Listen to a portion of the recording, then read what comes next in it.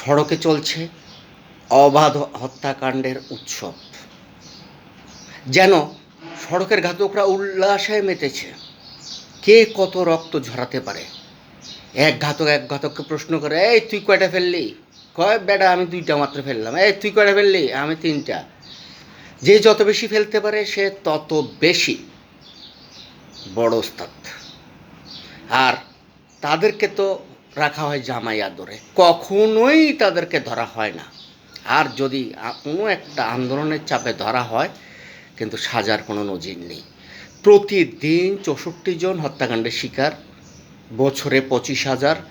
গত 50 বছরে সড়কে হত্যাকাণ্ডের শিকার 12,50,000। চ্যালেঞ্জ করে বলছি, আপনি কি বলতে পারবেন যে কোনো ঘাতকের সাজা হয়েছে? হয়নি। কারণ কয়েকটি। এক, যারা পরিবহনের মালিক তারা সবাই আমাদের মা বাপ, মন্ত্রী, এমপি, কোটি কোটি টাকার মালিক, প্রতিষ্ঠিত ব্যবসায়ী, মোটা অঙ্কের চাঁদা। সর্বোপরি ঘাতক ধরা মানেই পরিবহন ধর্মঘট। সুতরাং মাথা নিচে করে রাখো। আর সড়কে প্রতিদিন যে হত্যাকাণ্ড হয়, এক এবং অভিন্ন সংবাদ। ঘাতক পলাতক, ঘাতককে ধরা সম্ভব হয়নি। মেধাবী শিক্ষার্থী আদনান তাসিন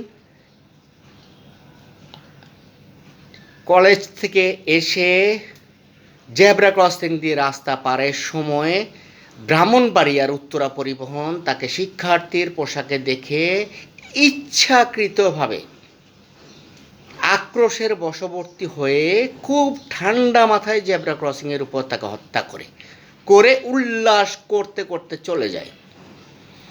গাড়িটি ফেলে সে নেমে যায়।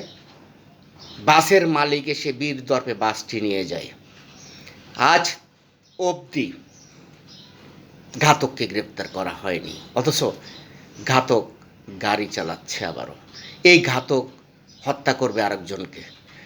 যাদের উপর দায়িত্ব বর্তায় এসব ঘাতকদের হত্যা করতে, তারা স্বার্থের আফিম খেয়ে যখন ঘাতকদেরকে ছাড় দেয়, আচ্ছা তাদের পরিবারের সদস্য অথবা তারা যদি এইভাবে সড়ক হত্যাকাণ্ডের শিকার হয়, তখন আরেকজন তো এইভাবে ছেড়ে দিবে, ঠিক না?